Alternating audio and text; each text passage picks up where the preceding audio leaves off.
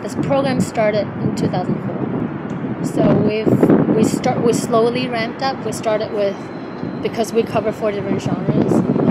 We started with dance first, and we went to music, and we went to singing, vocal music, and then we went to storytelling.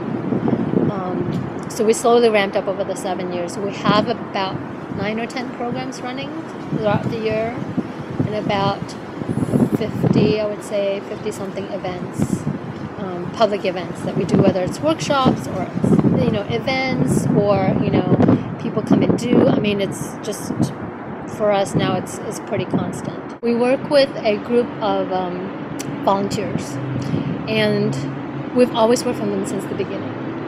And, the same people aren't always there, but they've rotated in and out. But they are really all just regular community people. We started with them first.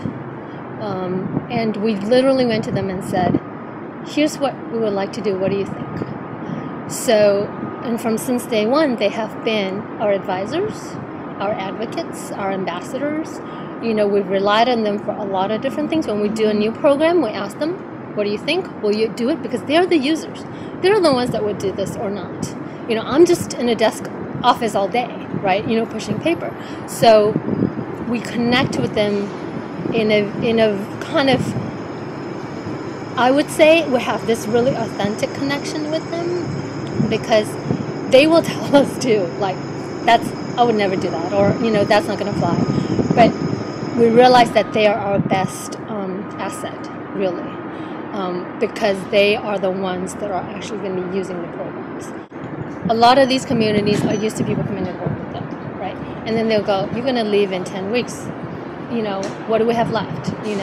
So when we sort of start the relationship, we're very clear on sort of, is there a goal alignment? Do you want what we want? What is it of benefit to you?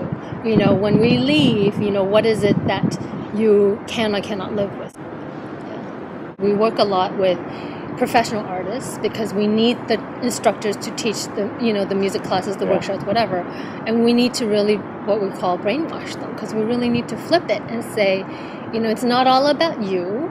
It's about the person that's trying to learn from you, and it's not all about you standing up there and lecturing. You need to get them to play as soon as possible. You need to get them to experience the group as soon as possible. It requires a teacher who can let go, right? I mean, take a little bit of risk and feel like they're going to be okay. Like a little bit of chaos is okay. And that's why we always say the first time, the first day, the first whatever is always going to be chaotic and messy. And that's okay. So we just let, things like that, the expectations in that situation, they really have to be comfortable in their skin with that. Because if the instructor or the facilitator, whoever it is not comfortable with it, then it really reflects in how they teach the class or how they lead the sing-along. In a lot of other cultures, it's all, it's all part of who they are and how they live, right? So it's maybe sort of, a recalibration for us, but in many different countries, it's just how they are and how their culture is. So I find it interesting that there's such resistance almost to this kind of work when it's pretty widespread, I think. But I think it speaks to sort of the celebritism, or whatever you want to call it, of this particular culture, that they're very bought into the whole celebrity idea.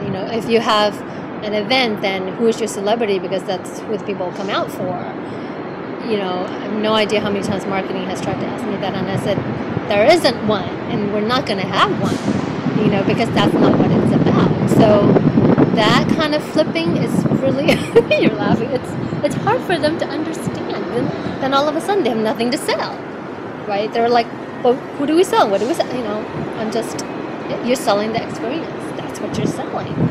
I do think at the heart of it, people just want to play with other people. Right? It doesn't matter if you're playing, a little game on your iPhone, or if you're coming here to dance with other people. People just want to play with other people.